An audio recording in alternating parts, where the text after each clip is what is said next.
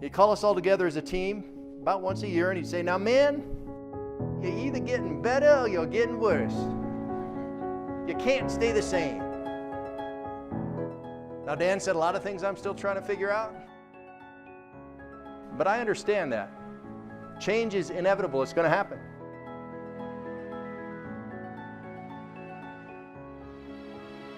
There's new things coming down the road, and you have to be available to change. Today we're going to talk about 6 keys to success that allow you to control change, that allow you to excel through change.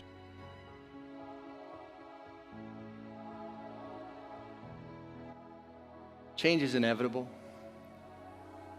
It's going to happen. The question is, how do you do that? How can you be decisive? How can you have that courage? Well, it's preparation. You go to Greeley and there's 110 guys invited to Greeley. At the end of 5 weeks, 50 are on the team. More than half get sent home, and every single one of them is gifted enough to play in the NFL. They all are. They've got scouts whose only job it is to go out and go to college and find guys who can play football. And what they do is they'll come into the college and they'll talk to the coaches and say, "Hey, you got anybody you think would be a good match for us?" They look at film.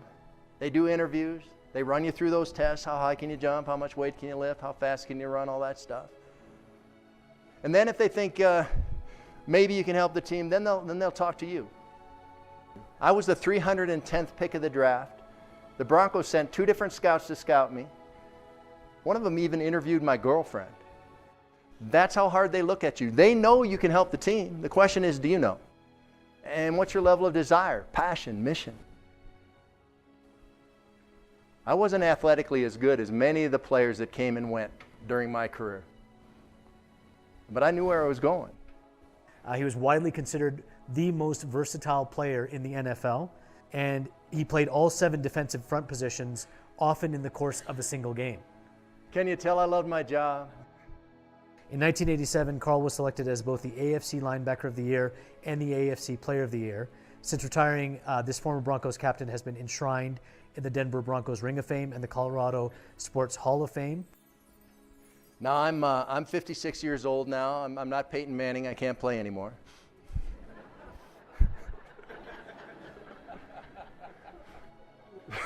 So I have other desires, passions, missions in my life. You heard, as a speaker and an author, I want to inspire long-term positive change.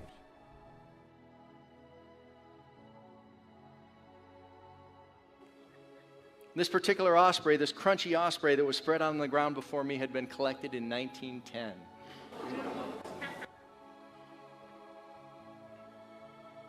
I saw that lady standing there. She had her head in her hands.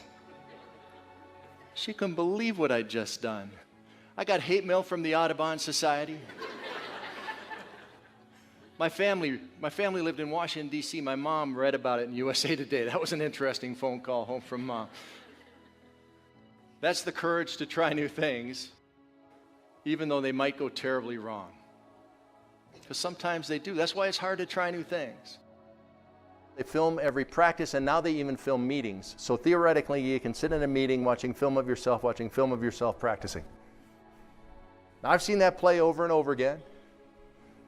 I know he's right, but my natural tendency as a human being is to think, that's not my fault, coach. Well, what should I think? Yeah, that's my guy. That's my guy, and I'll get him next time. We're going to talk about teamwork, with leadership being the ultimate expression of teamwork. Courage, the courage to try new things and the courage to be decisive. Dedication, which is hard work, constant learning, refusing to quit. Desire, that's the dream, the passion, the mission.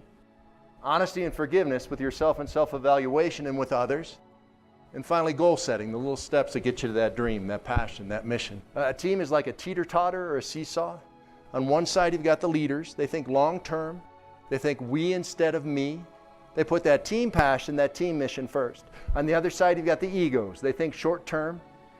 Where's my money? How little can I do today and still keep this job? You know that person. The rest of the team's in the middle, and this is the largest group. They can kind of go either way. That's how it happens in the NFL.